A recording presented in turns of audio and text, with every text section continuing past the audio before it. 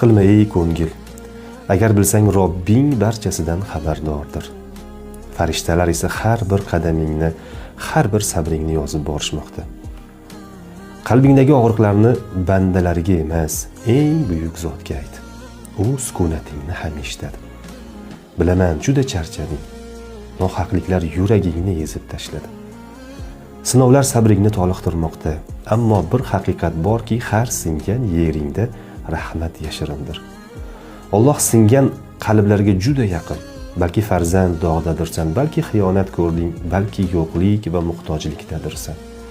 Ammo bu aslo musibat emas. Bu Robbingga yaqinlashish maqomidir. Gunohlardan forig' bo'lish baxtidir. Qayerdan bilasan ey banda, seni sabr bilan to'kilgan ko'z yoshlaring Alloh huzurida behuda ketmasdan jannat qasrlarida marjon bo'lib bo'yningga taqilar. Hech kimim yo'q deb yuragingni sindirma. Seni ko'rib turgan odil Robbing bor. Uning adolati kechikishi mumkin, lekin aslo yolg'izlatib qo'ymaydi. Va bilginki, har bir qiyinchilik ortidan albatta osonchilik keladi. Seni qiynaganlarni o'ylab yuragingni zinhor zaharlama. Ularni Allohga topshirib qo'y. Xuddi keraksiz bir buyumdek. Hayotingdan chiqarib tashla. Qimmatli vaqtingni o'zingga va Robbingga bag'ishla. Bu dunyo sen o'ylaganchalik yaxshi bo'lganida, unda Alloh taolo yaxshi va yomonlarni bir joyda yashatmagan bo'lardi. Bilasanmi? Dunyo pashshaning bir qanotichalik ham arzirli joy emas aslida. Yig'layapsanmi? Yig'la. O'zingni tutma.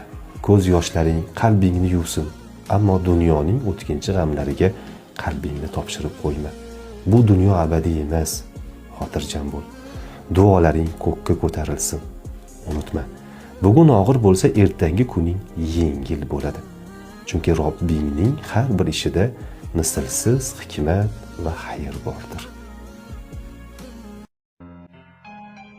Dard kelganda kulishni bildim.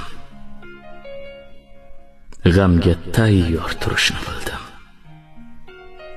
Yashash uchun kurashishni bildim. Shogirdingman. Sinay ber hayot.